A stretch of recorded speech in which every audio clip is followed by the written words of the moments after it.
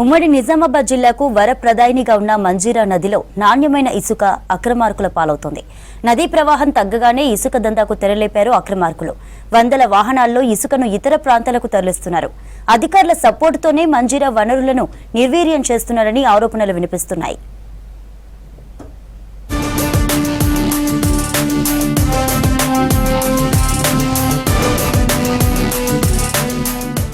నిజామాబాద్ జిల్లాలో మంజీరా నదిలో ఇసుక దోపిడీకి అడ్డు లేకుండా పోతోందని ఆరోపణలు వినిపిస్తున్నాయి.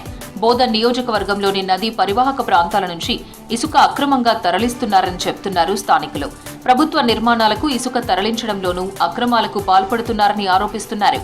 ఎంఆర్ఓ అనుమతితో ప్రభుత్వ నిర్మాణాల పేరిట ఇతర అవసరాలకు కాంట్రాక్టర్లు ఇసుక తరలిస్తున్నారని చెప్పారు.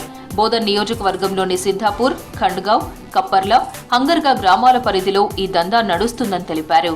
మంజీరా పరివాహక ప్రాంత గ్రామమైనటువంటి సిద్ధాపూర్ శివార్లో మంజీరా నది నుంచి ఇసుకను అక్రమంగా తరలిస్తున్నారు అక్రమార్కులు. ఇప్పటికే దీని మీద స్థానికులు పెద్ద ఎత్తున ఆందోళన చేశారు. గతంలోనూ చాలాసార్లు జిల్లా కలెక్టర్తో సహా ఉన్నతాధికారులకు ఫిర్యాదు చేసిండ్రు. అయినా కూడా ఎట్లాంటి స్పందన లేదు. వీరికి అధికారులు కూడా మద్దతు ఇస్తున్నట్టుగా ఆరోపణలు వినిపిస్తాయి. కొంతమంది స్థానికులు మనతో ఉన్నారు, వారితో మాట్లాడించేటువంటి ప్రయత్నం చేద్దాం. వీరంతా గతంలో ఆందోళన చేశారు, ఈ యొక్క ఇసుక కారిని ఆపాలంటూ ఆందోళన చేశారు. మాట్లాడదాం. చెప్పండి, ఎన్ని రోజులుగా వస్తుంది ఇది?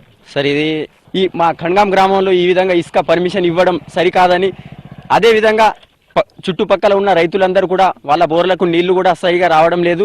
నీళ్లు అనేది తగ్గుతూ ఉంది.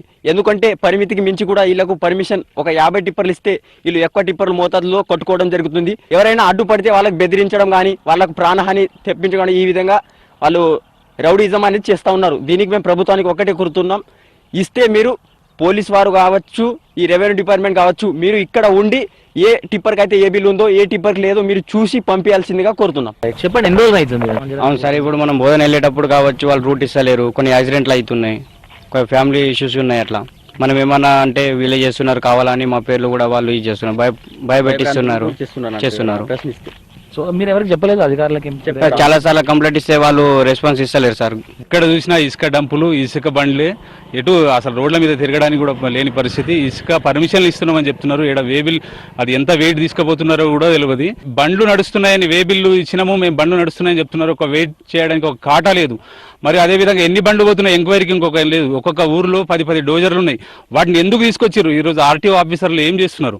వర్షాలు పైనుంచి వర్షాలు పడ్డా నడుస్తూనే ఉంటాయి బండ్లు. ఇప్పుడు ఈ పాయింట్ నుంచి రోజు ఎన్ని బండ్లు పోతాయి? వాళ్ళకే ఇప్పుడు అధికారులకు వాళ్ళు ఎన్ని ఏవిళ్ళు ఇచ్చిందో వాళ్ళకే తెలియదు. ఆడ ఇచ్చే వాళ్ళు వేరు, ఈడ చూసే వాళ్ళు వేరుంటే ఈ బండికి పర్మిషన్ ఉంది, ఈ టైమింగ్ అయిపోయింది, వెంటనే పట్టుకోవడం అట్లాంటివి జరుగుతాయి. అట్లాంటివి ఏం లేవు ఇక్కడ. అక్రమ ఇసుక వ్యాపారానికి అయితే అధికారులు కూడా మద్దతు ఇస్తున్నారు, సపోర్ట్ చేస్తున్నటువంటి విషయాన్ని స్థానికులు చెప్తున్నారు. కానీ అధికారులు స్పందించి దీని మీద చర్యలు తీసుకున్నటువంటి విషయాన్ని బోధన నియోజకవర్గంలోని మంజీరా పరివాహక ప్రాంత గ్రామ ప్రజలు చెప్తున్నటువంటి నేపథ్యం మనకు కనిపిస్తుంది. బోధన్ నుంచి మెదక్, హైదరాబాద్, మహబూబ్ నగర్, నల్గొండ, నిజామాబాద్ ప్రాంతాలకు పెద్ద ఎత్తున ఇసుక తరలిస్తున్నారని ఆరోపణలొస్తున్నాయి. అధికారులకు ఎంతో కొంత ఇచ్చి మేనేజ్ చేస్తున్నారని చెప్తున్నారు స్థానికులు. ప్రస్తుతం ఇసుక టన్నుకు 9,000 రూపాయలు ఉండగా 20 టన్నుల ఇసుక లోడుకు 1,20,000 రూపాయలుంది. లారీలో 20 టన్నులకు తోడు కెపాసిటీకి మించి అదనంగా 5 నుంచి 8 టన్నుల వరకు ఎక్కువ ఇసుక తరలిస్తున్నారని తెలుస్తోంది. ఒక వేబిల్లుతో వందల ట్రిప్పుల్లో ఇసుక తీసుకెళ్తున్నారని ఆరోపణలు వస్తున్నాయి. కొన్ని చోట్ల గ్రామాల రోడ్ల నుంచి నది వరకు సొంతంగా రోడ్లు వేసుకుని ఇసుక తరలిస్తున్నారని తెలుస్తోంది. నిజామాబాద్ జిల్లా బోధన్ నియోజకవర్గంలోని మంజీరా నది పరివాహక ప్రాంతంలో అక్రమ ఇసుక దందా విచ్చలవిడిగా కొనసాగుతుంది. ఒకవైపు అధికారుల నిర్లక్ష్యం, మరోపక్క ప్రజాప్రతినిధుల మద్దతుతో అక్రమార్కులు ఇసుక వ్యాపారాన్ని నిర్వహిస్తున్నారు. మనం ప్రస్తుతం బోధన్ నియోజకవర్గ పరిధిలోని చివరి గ్రామాలు, తెలంగాణ రాష్ట్రానికి నిజంగా ఇవన్నీ కూడా చివరి గ్రామాలు, సిద్ధాపూర్, ఖండ్గావ్ గ్రామాలు. ఈ మనం ప్రస్తుతం మంజీరా నదికి ఇటువైపు ఉన్నాం, తెలంగాణ రాష్ట్ర సరిహద్దులో ఉన్నాము. మంజీరా నది నుంచి ఇసుకను తరలించేందుకు ఇసుక వ్యాపారస్తులు, ఇసుక కాంట్రాక్టర్లు రోడ్డు నిర్మాణం చేసుకున్నారు.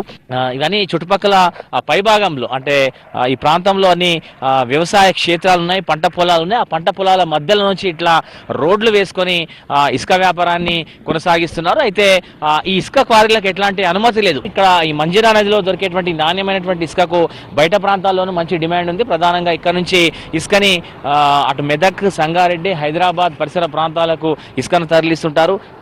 సో ఒక్కొక్క ఇసుక లారీ దాదాపు 40 నుంచి 60 వేల మధ్యలో దూరాన్ని బట్టి దాని యొక్క ధరలు ఉంటాయి. సో మంజీరా నదిలో ఉన్నటువంటి ఇసుకను అక్రమార్కులు కొల్లగడుతున్నారు. దీనికి ఎట్లాంటి అనుమతులు లేవు, ఎట్లాంటి పర్మిషన్స్ లేవు. అధికారులు కూడా దీని మీద మనం అడిగినప్పుడు స్పందించే పరిస్థితిలో కూడా అధికార యంత్రాంగం లేదనే చెప్పాలి. ఇట్లా నిత్యం పదుల సంఖ్యలో వాహనాల్లో ఈ యొక్క ఇసుకను నాణ్యమైనటువంటి మంజీరా నదిలోంచి నాణ్యమైనటువంటి ఇసుకను బయట ప్రాంతాలకు తరలిస్తూ లక్షలు గడిస్తున్నారు. ఇకనైనా ప్రభుత్వం దీని మీద స్పందించాలా, చర్యలు తీసుకోవాలన్నటువంటి డిమాండ్ అయితే బోధన ప్రాంత వాసులు వినిపిస్తున్నటువంటి నేపథ్యం మనకు కనిపిస్తుంది.